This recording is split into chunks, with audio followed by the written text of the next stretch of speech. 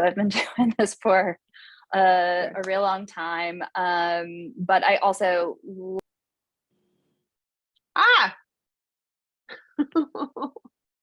You must have chose the wrong option. I think she chose the wrong option, yes. I didn't know Taylor was there like the day it opened. That's pretty impressive, I have to say. All right, Taylor, come back. There she is. Now unmute without hanging up. okay. Sorry, y'all. Yeah. So Taylor, YOUmedia Chicago, have been here since YOUmedia opened. Left YOUmedia briefly to work in our teen services admin department, and then as a branch manager, and then has been back at YOUmedia for about 2 years now. Great. Awesome. Do you want to just pick somebody? Sure, Matt. Unmute. All right. Yeah. So I'm Matt Baker. I am our manager of maker education here at the Science Museum of Virginia. We started our YOUmedia space, and I was here and started that space in 2012. And that space is called The Mix. So we started our kind of venture into maker education with The Mix. And now we have a large maker space called The Forge that's for all ages, cross-generational, not just teens. And good news is we are reopening The Mix. Yay! Yeah, October 1st is our date. So actually moving forward with hiring new mentors at the moment and all that good stuff. So yeah, so that's what I do. Maker education / The Mix, our YOUmedia spot. That's awesome. Cool. Director of Maker Education. Man, that's an interesting title. I like that title. Yeah. It's fun. I get to make up my own title sometimes, which is a good part about the Science Museum. They let me make up weird stuff. Yeah, what is I mean, if you don't mind, just kind of when you outlined that, what did you consider the scope of work to be? Yeah, I mean, it feels like it keeps getting bigger because, everything feels like is maker education, is hands-on, could be, and every question brings up new questions. And, but I think the original scope, like I said, we started with The Mix. So the scope there was just like other YOUmedia spaces, 13 to 18, and really just the idea was to give them that special social emotional space, get them back into the museum. And then as that grew, we saw they wanted to do more just hands-on making stuff. And not necessarily just digital things, but like tool-based things. So we started to expand and really focus on kind of the cognitive skills behind skill development and skill building, I guess, kind of the underlying psychology there. And then, really just kind of took that and ran with it, whichever direction they wanted to, based on their project needs, based on the questions they asked. So we started with a lot of AV stuff, and then we moved to some woodworking and like heavily 3D printing. And we were constantly shifting. I had convinced them to let me buy some ceramics wheels, throwing wheels, because I have a background in pottery. So got to buy a kiln and some wheels because that's all part of making too. So we pull in a lot of art. We pull in a lot of social emotional kind of expression through art, as well as the hands-on like actual skill building stuff. So yeah, it's nice. It's what everybody's doing, but I'm lucky enough that I have a big wood shop too in my setting that I think a lot of YOUmedia spaces don't have. How many spaces have kilns? Good question. Yeah. I don't know. That's a good question. That's cool. Without parking here too long. About the wood shop, how do you guys, mitigate like OSHA stipulations and things of that nature with the, general public, or even do you let the kids use tools? How do you mitigate that? Yeah, certain tools are 11 and up, certain tools are 15 and up. Certain tools we don't let people use unless they're 18, or maybe 15 with their direct adult supervisor. So parent, grandparent, somebody who is their guardian, not us. So, you know, if a 15-year-old wants to use the table saw, if their father, mother, grandparents with them, sure, we'll certify them on it and let them do that. Otherwise, we are certifying 18 years and up on how to use our table saw, band saw, stuff like that. You know, large laser cutter, CNC router, things of that nature. And then what we do after certification is observe them at least 3 times, at least 3 uses of that machine. So we don't turn them over, you know, solo on the machine automatically. We give a little bit of observation period. You know, I also came up with like some real quick written, you know, quote unquote tests, just to like see, to make sure they're paying attention during the training session. So it's nothing too onerous on them. You know, it's open book, open note, open internet, but I'm just trying to make sure that they are paying attention and can find that knowledge on their own, should they not be paying attention. But yeah, so we go through our kind of own certification process. And like I said, everything's kind of age restricted too. Cool. Yeah, sorry. This is great. No, Yeah, talk about it for Marcus, a do you long want to time. introduce yourself and sort of say why you're interested in? Sure, yeah, absolutely. My name is Marcus Brown, and I'm with the Kansas City Public Library. I'm the lead facilitator for our Kansas City Digital Media Lab at our Southeast branch. We have 1 location right now, but we're also, again, I was been with our organization since we started the whole YOUmedia process and makerspace process in 2014. And so now there's some possibilities that we're looking to expand to another location. And then just, you know, we use tools, you know, definitely with our robotics program, but we don't keep tools on site other than say drills and, you know, hand tools and stuff like that. And it's kind of one of those things, right, where, you know, we give parent permission to let the students use the tools, but it's still not like the library still doesn't really want us to do it, you know, from I guess a responsibility. What's the word? Like liability. There you go. Thank you. From a liability. Yeah.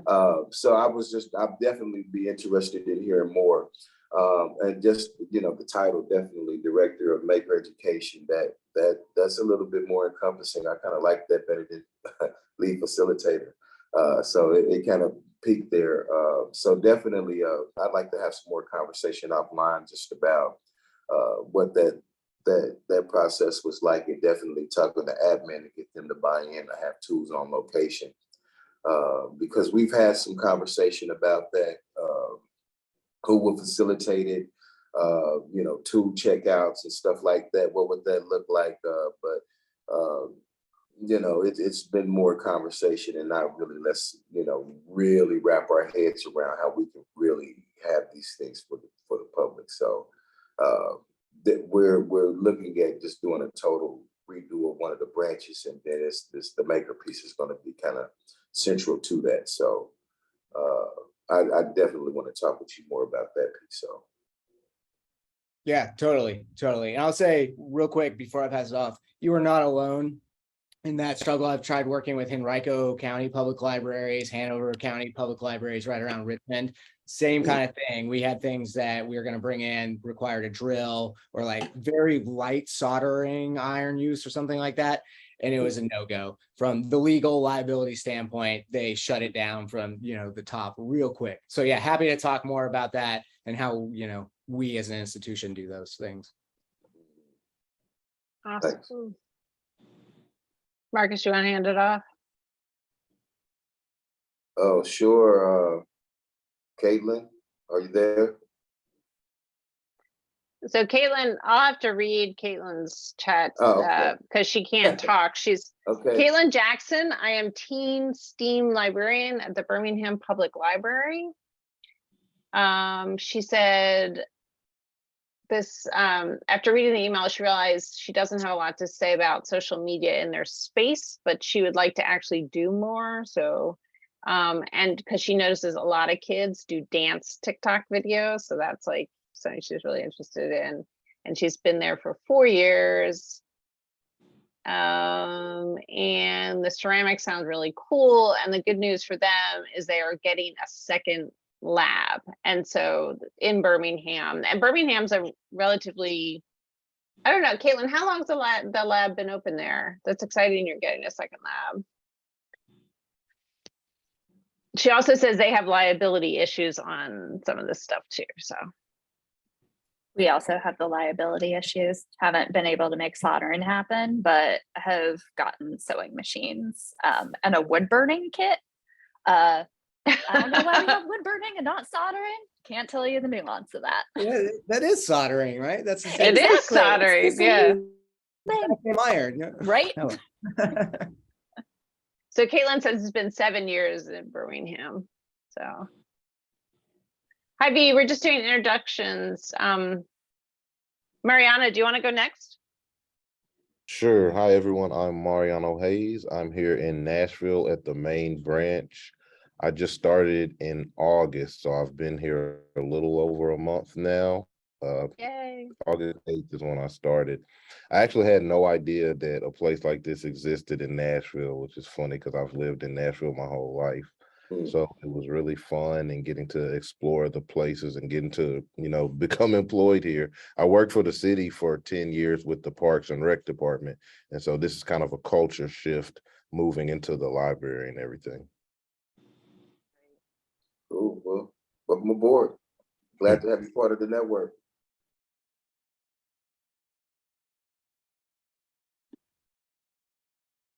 I don't need to be facilitating, but I just move it. My turn. Okay. My name is V. I was formerly of the Octavia Lab, which is it's the first makerspace in Los Angeles Public Library. I'm no longer there. I am now a supervisory librarian for the International Languages Department. I am one of the program coordinators currently I'm on my second year of the cycle. The Octavia Lab is expanding. From what I've heard, it's going to be sometime either end of this year. All the equipment is being put in right now, so they're adding 2 additional studio spaces. There is a second makerspace for the Los Angeles Public Library called the Koreatown Lab. It is in a soft opening right now. Both of these spaces are intergenerational spaces.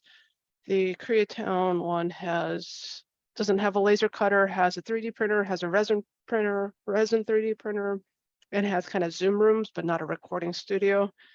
The spaces that are being added to the Octavia Lab is 2 new kind of like streaming spaces. So we pushed hard for a natural camera, like a DSLR, and a boom mic, so that people can, do their streaming. I don't know what platform. I don't know if it's. I asked for one back when I was still there. I asked for an iMac and PC. I don't know what it is now. Oh yeah, more about ventilation. We do have a soldering iron, but we do not check it out or use it because of ventilation. Sewing machine, I'm surprised you guys had problem with, because you have to be really. The likelihood of you getting poked by a needle is so low.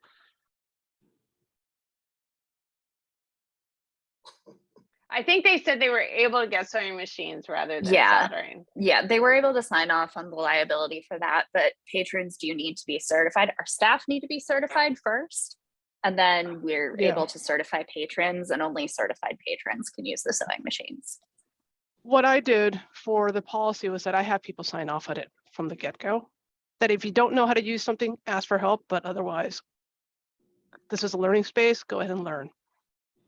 So I have people sign off like, there are sharp objects in here, please be careful. If you need help, ask for help. That way, at least, because, you have little kids that learn how to sew. It's just like,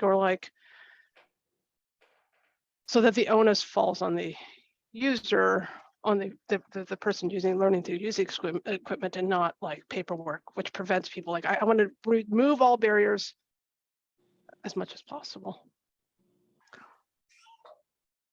Yeah, I'm just trying to think of all the equipment. Like, I think you're more likely to get hurt from like, from a, you know, from a blade than you are from anything else. This is it. This is the thing that's the most scariest. Everything else is just, you're more likely to break the machine than hurt yourself. Right. Yeah, that's probably A true. lot more likely. A lot more likely, or 100%, much more likelier. So I think I'm the last one to introduce myself. I'll just, I'm Christina Cantrell. And for Mariano's sake, I just want to give a little context. I work for an organization called the National Writing Project, and we are fiscal hosts of the YOUmedia Learning Labs Network. And also kind of, we're a peer network. So we're very committed to learning from each other as colleagues and across, you know, a large network that includes many teachers who are in local communities, and then we connect nationally. So in a similar way, YOUmedia was, you know, had these local communities around the country and was, you know, we've been thinking about how to stay connected as a national network to, you know, learn from each other and support each other as we go. So I'm kind of a thinking partner in the mix, and a YOUmedia sort of fangirl. I was around when the YOUmedia Labs were started, or when the funding was available. So another thing that I try to help with is thinking about like how can we sort of sustain the work, you know, and beyond, you know, dedicated national funding. So several people here are on a program coordinators team, and we have a rotating team. We have to talk about rotation, but we have a rotating team. So it's an opportunity to take national leadership position with the network too. Not that you have to do that, you just started, but you know, if you want to think about it for the future, we've built a network where we try to, you know, keep supporting each other's leadership as we go.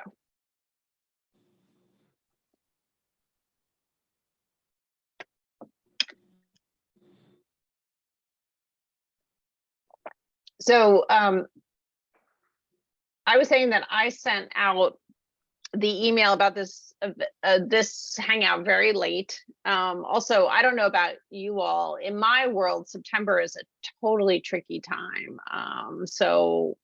When I work with teachers, but it would be nice to think about, you know, Hangouts forward and the kinds of things we want to talk about moving forward.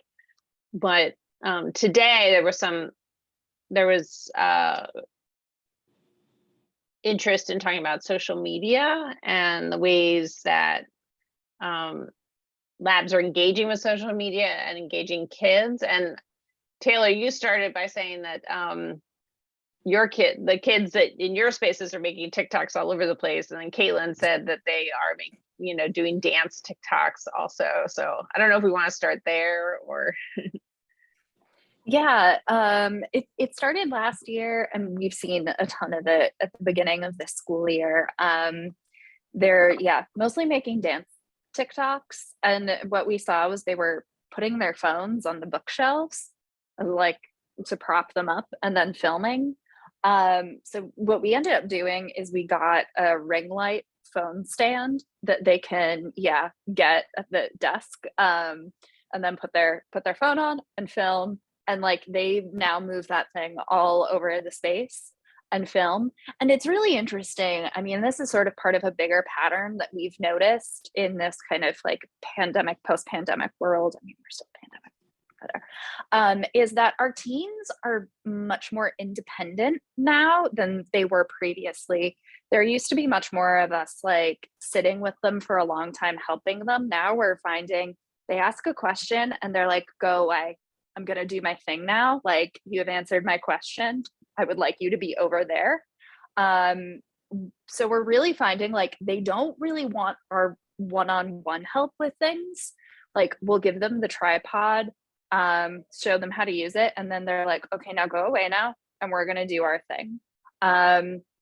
Which is really different from how it used to be. And also teens working on bigger projects, it's more like, I will ask you a question when I need to, but then other than that, I want you to be over there. And I don't know if this is a function of, you know, they were sort of like at home, like problem solving on their own for a while, that, or there's just like this disconnect with adults right now. I mean, we still have great relationships with them, and they like, it's just a little bit of a different relationship than we had pre-pandemic. So we kind of try to brainstorm like how we engage more with them, and that social media piece. We're also pretty cognizant that like they want their space and we want to meet them where they are, but also not overstep and like enter the space where they don't want the adults. So, you know, we at Chicago Public Library, we have our own social media accounts separate from the library. So we have YOUmedia versions of, you know, Instagram, Twitter, which we don't really use, Facebook, which none of the teens use. And we have a TikTok that we don't really use because we have not figured out like the language of TikTok that really like speaks to our teens. But I think what we found is that it's not actually the teens who are following us on any of the social media. There's a handful that do. It's the adults in their lives. And it's mostly people within the field. So other after school educators or folks at schools. And then they're using our social media to then pass on the message to the teens in their networks. So that's been, I think, a shift in our thinking. We still use our social media to speak to like the teen voice. But we know that it's not actually the teens that are consuming our social media. It's like getting passed through a third party. And that's sort of where we are with social media in Chicago. Yeah, I can jump in. We definitely use Facebook and YouTube, YouTube for where our videos live, and then Facebook to promote. And again, a lot of what she said about it being, you know, practitioners and adults, that's who's on our page mostly. And it was even, you know, we had to come, we don't see a lot of kids doing TikToks around here, so, but not so much. They do use Discord heavily to communicate with each other. But we, oh, wait a minute, where was I going before I took that Discord, that detour? Facebook is the primary one. And we just, we don't we use Twitter a little, TikTok, not at all. Oh, I know what I was gonna say. You know, the kids were getting ready to make a video for, you know, our multimedia, and I just had to impress upon them time and time and time and time after again that would, you know, when we would make things, I'm like, would you guys watch this? And they would say no. And it's like, well, why are you making videos that you wouldn't watch? And but we couldn't get past that because they felt a need to kind of be more journalistic and stiff, like what they thought I wanted.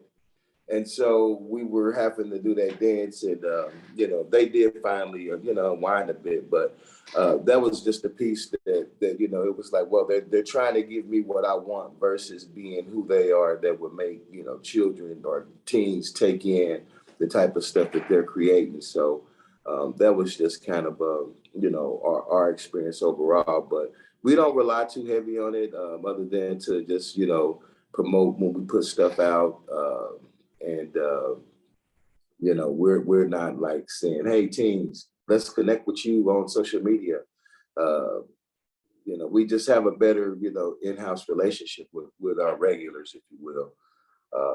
And it doesn't really become a thing because again, I think for us too, we started being decided about the fact that we're promoting our stuff to adults and not to children. So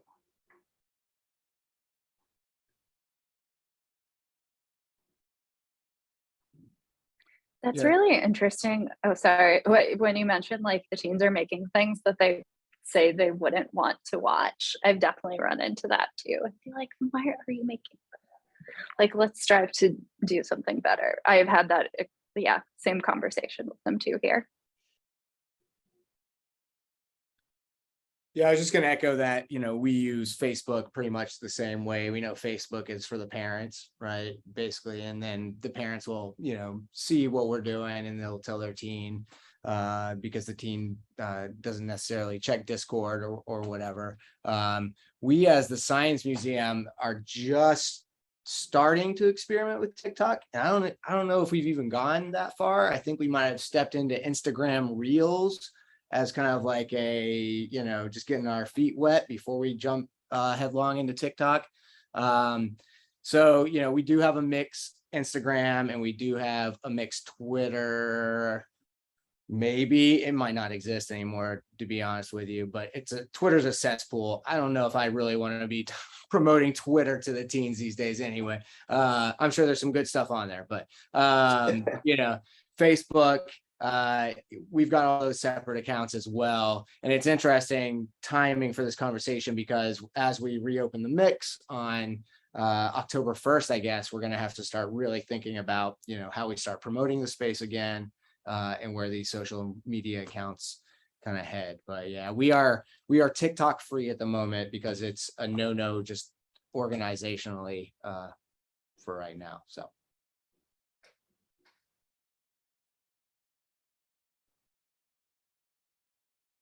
From my previous experience in the Octavia Lab and my previous experience running the Teenscape, which is a teen space at LAPL. Yeah, what Marcus says is right. Yeah, I mean, they would make stuff for the library, but not because they wanted to see it. I was just like, that is very true. And again, I echo the followers on all our social medias tends to be adults, not young people. No, it's I don't have experience with Discord. I know that some of our teen librarians do have Discord with their teens, but I don't know if that is already only appealing to teens who are already coming into the space and then they join it. Because I don't think that's not outreach. Like you're not going to get a different audience. You're going to get the same built-in one that's already there.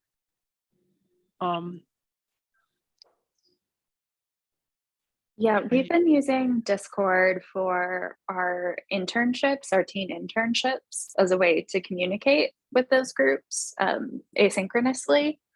We haven't been given the go-ahead from the library to make a more like public one that teens can join that's more like community wide. I think they have a lot of concerns about Discord, but are fine having it be kind of these smaller groups. But a thing I really like about it is, some teens are more active than others on Discord, but because it's like that specific community group, they can like separate their library interaction from like the rest of their personal life interaction, which I think is so much of the challenge of teens and social media. It's like teens don't want to like share a library post on their personal feed. Like we've asked like teen interns to do that before and they'll be like, no, I don't want my friends knowing that I do this. So there's like, they can have this sort of like library thing happening, their YOUmedia thing, which they love, but then it's also separate from like their social identity online, which, like I have feelings about. I'm like, why don't you want to share what you're doing? But then I also get it. You're a teenager and like you're very carefully curating like who you are to the world. I was curious about this question of like where they are publishing, so you're sort of, but do you see kids, I don't know, do you see kids who are coming and developing things in your space that they then are using as part of their personal curation? Like, is that a thing? We have a few teens who use our equipment for their YouTube channels. So, they'll come in and edit their videos on the computers or check out our cameras to produce their their videos, and like we work with them to help them produce those. But that's like, it's their personal, you know, YouTube. We also have the same for Twitch of teens who come in and use our streaming equipment.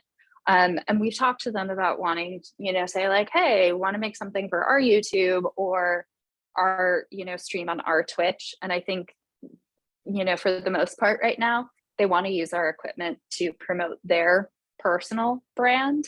I think there's also a piece of it, especially with our teens that do Twitch, they want to get to the point, and YouTube too, they want to get to the point of monetization. So they know that they need to be able to build their personal account rather than work for someone else's account to be able to like get to, you know, affiliate level or get to the point where they're making money off of it. Which, you know, is interesting. It's not what we had pre-pandemic. I think they were more like, yeah, we'll do library stuff. But I think our current crop of teens are a little more like entrepreneurial in that sense. You know, we've been working with the teen all summer to get him to affiliate level on Twitch, and he finally got there and has to do like all the paperwork so he can earn money off of it. What sort of things do they stream? Mostly gaming. Okay. We have one teen. This is actually a kind of like a thorny thing we're trying to figure out with one of our teens who's super active. He does want to stream on our YOUmedia, which is awesome. And like we're developing a plan with him, but he also works on his personal YouTube and he does prank videos. And we're very concerned that he is going to get in trouble one of these days doing one of these prank videos downtown.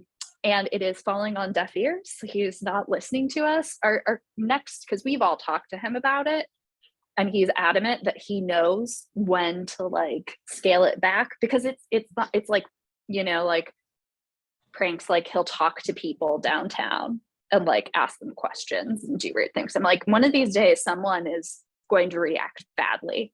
Like, we want you to be safe. So one of our tactics is having, and he's a freshman, is to have an older teen that he respects have that conversation with him as opposed to us. Because we are kind of concerned about it, but we love like the spirit. He works so hard on these videos. So like, we don't want to stop that energy, but we also just want to make sure like he's staying safe.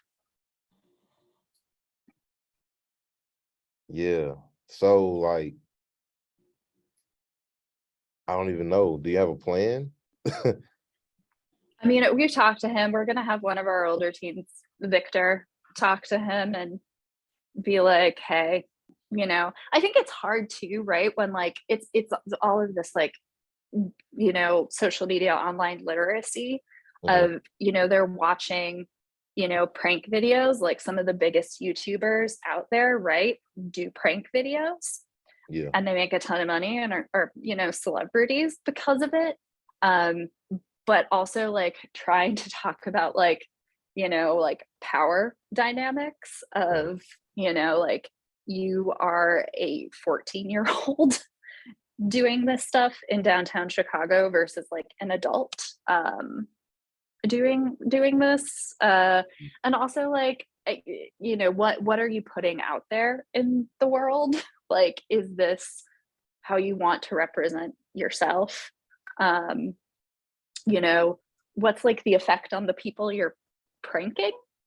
Like, are you making them have a bad day? Are you like making them uncomfortable? Yeah, it's just been tough.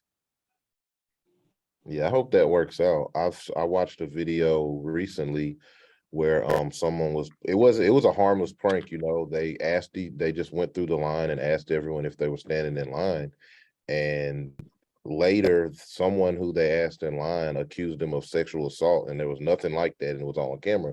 But it can go really far and it can turn into something that you don't want it to be. And so I think it's good for those examples to be out there, because they could have easily just not posted that video, you know, and then we wouldn't even know, you know, I guess like the dark side of these pranks and things like that. So I think it's probably a good idea to show videos like that.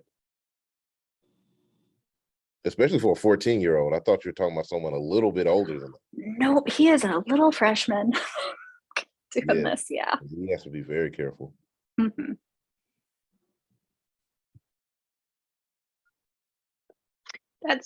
That the point you bring up about, I mean, you know, it's related to use for this media literacy awareness.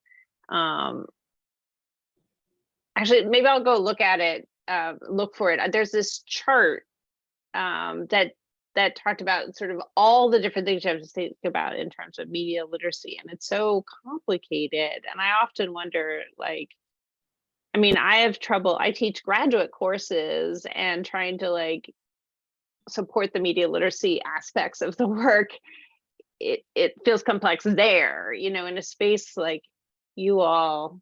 It just, you know, it seems like it's a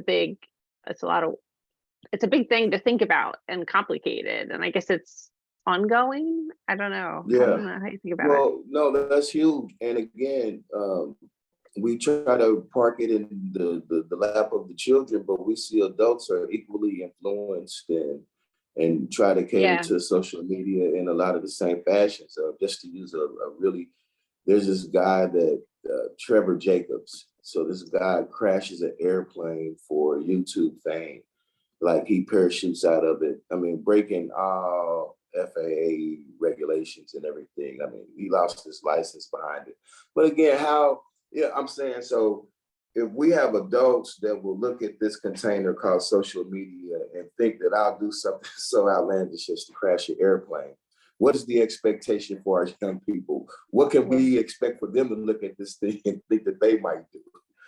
So, I mean, that's, again, yeah, we tend to think about media literacy as, you know, news and things of that nature, not, you know, content that you're creating and what is the relative responsibility that we need to have in those realms. So, Yeah, I think that's what I there's was a thinking larger about. conversation there. Yeah, a larger conversation.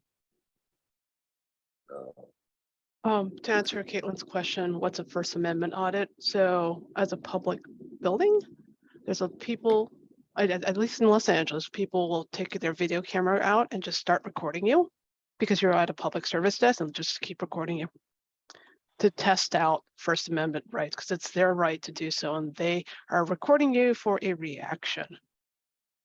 We had a couple teenagers come by and visited like 4 or 5 branches and run amok a while back. I don't know if I could find that video again on YouTube, but part of what the library does is that you can't record video in the library. The way we got around is that we can't record video in the library and make money, monetize it. So we will go out our way to demonetize videos done in public spaces like that without permission.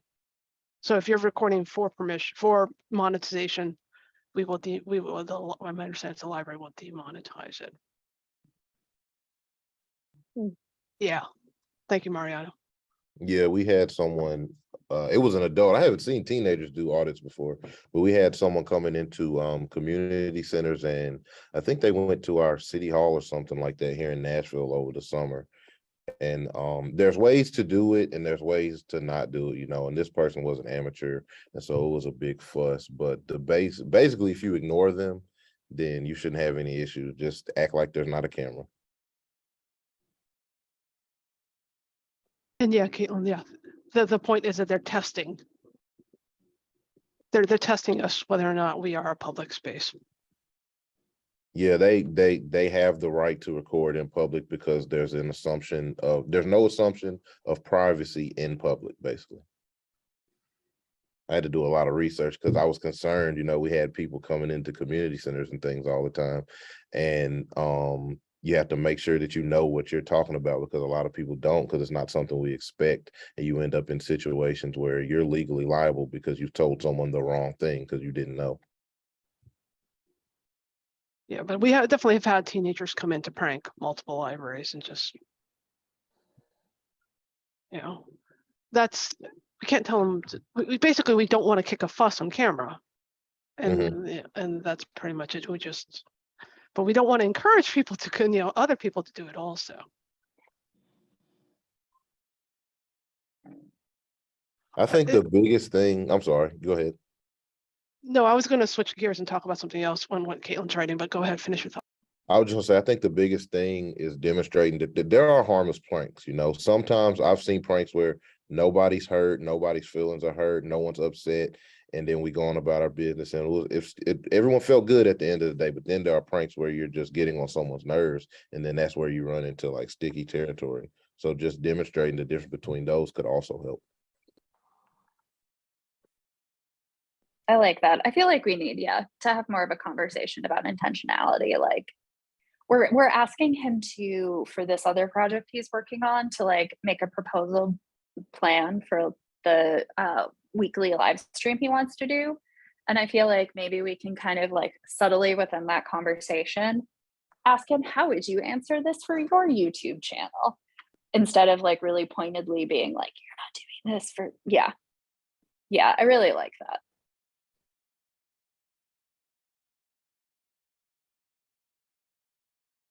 Regarding kids and adults, the way our city attorney for us explained is that they're in a public space, so you can record, but you can tell them to stop. Mhm. But you really can't stop them.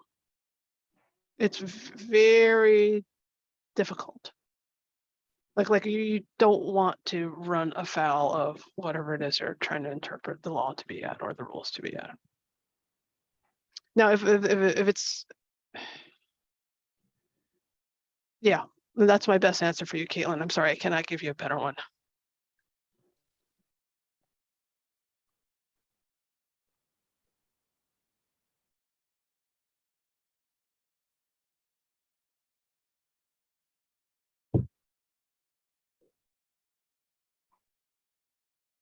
The issue with the content stuff that's going on with your teens, your young people, I think of that more of an ethics thing, you know? It's less about keeping yourself safe. It's forgive my language, don't be an asshole. Which at the fundamentally of all, like whether it's like I had a friend, her kid was bullied on TikTok on a prank with the cutest guy on the basketball team. So of course she did it, but it became something that was awful for her. It's just sort of like, how do you teach kids or teach teens when they're testing boundaries to not be so awful to each other? Because that's really not the intent of media literacy. It's more, how do you not hurt each other? Yeah. I do this focus on ethical practices is where I've been going, like in my own teaching around media literacy, even from the level of like, how do you attribute content you're using by other people, like stuff like that. Remixing often actually brings up like a lot of like sort of clear ethical questions, but I don't know. And then I've just been thinking about it in that ethical framework. I find that very helpful. I think I've been thinking about it recently is, if you look at some of the dumbest shows on Netflix and Hulu, they're pulling from like social media influencers to kind of fulfill the staffing of those shows and the participation of those shows. And so social media has gone so far beyond just like sharing little videos and what you're doing that day, that it's become like this career path. Yeah. And it's so surreal to me. I feel like sometimes I'm living in the movie Idiocracy. Like everything is just like content's getting worse and worse, but it's getting more and more popular, and more people are emulating that same horrible content, that's lacking in ethics, that's lacking in thought a lot of the time. I don't know where I'm going with this, but it's been on my mind because it's so intertwined really now, that I feel like, how do we teach our teens that social media is not the be all end all, that maybe being a YOUmedia or YouTube influencer is not like the best career path, like, and still, allow that freedom of choice, freedom of expression that we want our teens to have. But I think that would be that old head that's like social media is, Yeah, I think that ends up you sounding like being a rapper isn't the best career path or like a Right, right, basketball. right. Because it's like, it's a 1 in a million chance that, and you're presented with the examples of the people who succeeded. I wanted to know how many of us actually use social media, I guess, in the way that kids do. Because I have a Facebook page, and I don't use the Facebook page. But I just erased Instagram and TikTok off of my phone because I like got sucked into it. But before I did, I spent a lot of time on YouTube too. And so I've been paying attention to streamers mostly lately, and like there's a whole language that goes around with it. And I've noticed a lot of it is centered around video games and video game culture. I was just wondering if any of us do that. I think of it kind of like research, and it helps me stay somewhat in tune because I found myself slowly not understanding, like getting further and further away from youth, and to the point to where I just didn't even understand what they were talking about. And so I'm kind of like getting back into that. Do we do that? Is that something that we do? I am a streamer and I work with the teens on game streaming, and there's definitely like a culture that goes with it that can often be toxic. One of the things I'm trying to do is I'm kind of more of a part of streamer culture. There's this whole like cozy gaming world or like wholesome gaming. It's really inclusive, which is very cool. It's racially diverse, like gender diverse, and it's a focus on games that aren't aggro. It's like things like Animal Crossing, games that aren't stressful, that like make you feel good. And even though like it's often called wholesome, it's not about like these need to be squeaky clean games. It's more of just like they give you positive vibes. And so trying to introduce that more to our teens, that like there's this alternative world to sort of like the kind of aggro gaming world and streaming world that I think is a lot of what they know.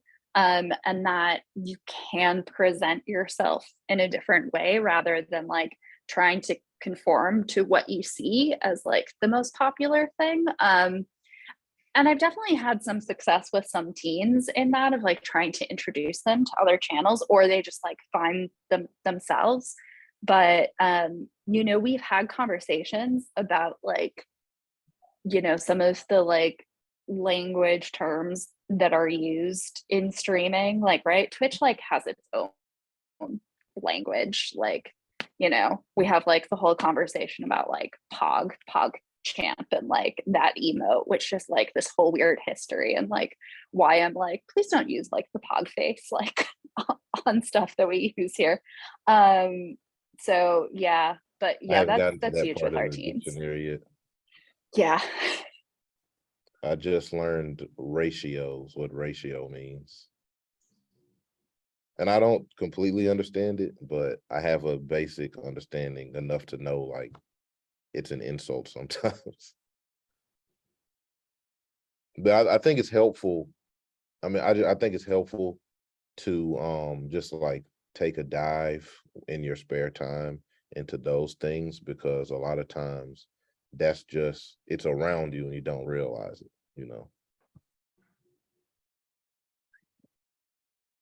Oh yeah, I definitely sound like that old grump who's like, get off my lawn, you kids, but yeah, that's kind of how I feel about TikTok. My wife gets on it all the time and is looking at it, and I watch some of the videos. I'm just like, to me personally, it just feels like a waste of time. And I try to find something good about it, but saw that commercial where they're like, I learned this on TikTok. I learned this on TikTok. And I'm like, oh man, come on, TikTok. Now selling yourself as like a learning platform. I don't know. I am just a bit of a Luddite, maybe. No, I totally understand. I think part of like not going completely over the edge is like just experimenting with it a little bit. TikTok is garbage. It's definitely garbage. Yeah. It's a lot of terrible recipes. You shouldn't cook food that way, And so that's why I had to remove it from my phone, because it was just like I'm watching a bunch of stuff that's not even conducive to my It's really everyday. addictive. Yeah. But as far as like YouTube is a good place. I think YouTube more so than TikTok, because TikTok is just a cesspool, but YouTube is a good place to get a balance of those things. I watch a lot of reaction videos, and so you see people with an actual opinion who can think critically, and they're criticizing content like the trash that you see on TikTok. So that's helpful too. Yeah, It's a way, it's like a loophole to watch TikTok videos, but from a critically thinking standpoint. yeah, that's good perspective. Yeah. Mhm. I am wondering, like, I don't know. I guess it's only the network can think about. Like I sort of thought, like, should we have some of these hangouts on Discord? Just so, I mean, I don't know. Maybe we make Yeah. either that's going to be totally geeky or very helpful. But like, if we actually do some of it as a network, Cosign. yeah. Yeah. I would love to have a YOUmedia Discord. Have you guys ever heard of Gather? I used it. It wasn't, well, yeah, go ahead. Yeah, Gather's interesting. My buddy who is a professor at UT Knoxville was using it for some of his astronomy lessons during the pandemic when they were still all remote. And it's kind of like got this old school RPG graphics feel. So you create your avatar and your character, and you can actually create Oh, you're like, space and move around the pixels. And then like, so Taylor could be in like one room over here, and I'm in the same Gather space, but I have to move my character to the room where she is, get close enough, and then little windows pop up and our videos connect and our sound connects, and we can chat for a second. If I move my character away, then our videos disconnect. And you can set up little meeting rooms. It's cute. It's fun. I don't know. It was something I experimented with like during the height of the pandemic. So just another option. A little bit more set up ahead of time, not as like plug and play as Discord for sure.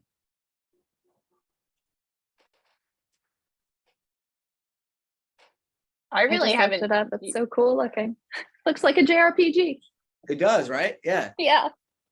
And you can There's create another your one. own- Sorry, go ahead. I was just gonna say you can create your own sprites and blocks, and I think there's an element of coding that could go into it if you dive deeper. So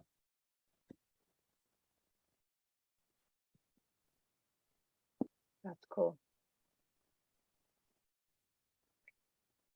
So we are at the top of the hour. So We should host our next meeting on Discord. yeah, like what if we hosted the November 10th meeting on Discord? Video. We should have video and chat. Somebody just has to set up the channel. Yeah. I mean, this will be an experiment for that one meeting, but our community space is on community. Mm-hmm. And just for this one, we will experience, this is specifically to experience Discord. Make it very clear. Okay. And then the next meeting, we all make TikTok videos. And just kidding. But Marianne, We didn't even I talk really about what? book talk, which is a thing that we're running Well, into. Actually, book talk is one of the spaces on TikTok that like my teachers are also, like the teachers I work with are also in there, and they're doing book talks. And It means all of our teens just are reading Taylor Jenkins Reid all the time. They're like authors that just blow up on book talk. And then that's like all the teens want to read. that's fascinating. Mhm. Yeah, it's a channel on our Overdrive. Yeah, like trending on Book Talk. Yeah. Okay. So we plan November, is that? Go ahead, Taylor. I can go ahead and make a Discord because I make them for our intern group, so I can make a Discord for our November meeting. Yay. Do we need to give instructions on how to sign up, or should people just all have to learn on their own?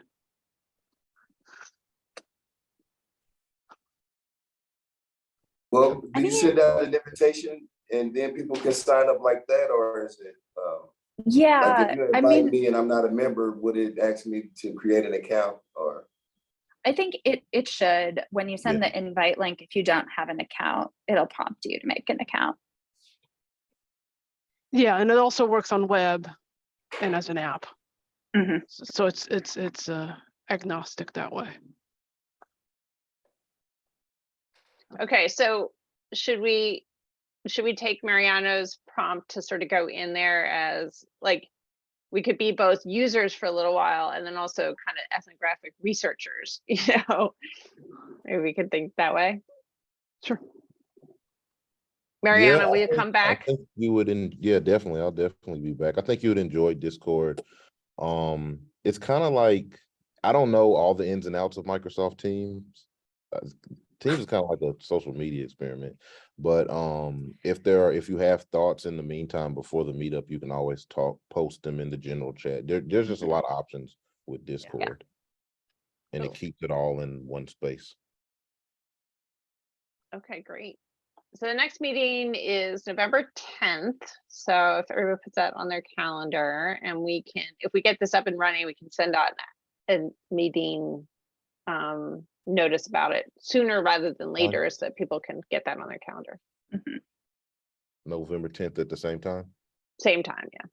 Okay. We're always the same time, and it's like we try to do every other month. Okay. It was really Maybe nice to meet you. Nice to meet you Maybe too. we Nice do to a meet test everyone. run with the program coordinators or something of that nature before the actual all-in meeting. Yeah, that's Yeah. good. We have a meeting Yeah. coming up, right? Next week or the week after. I think it's Yeah. Monday. Monday. Okay, yeah, let's do it. Yeah.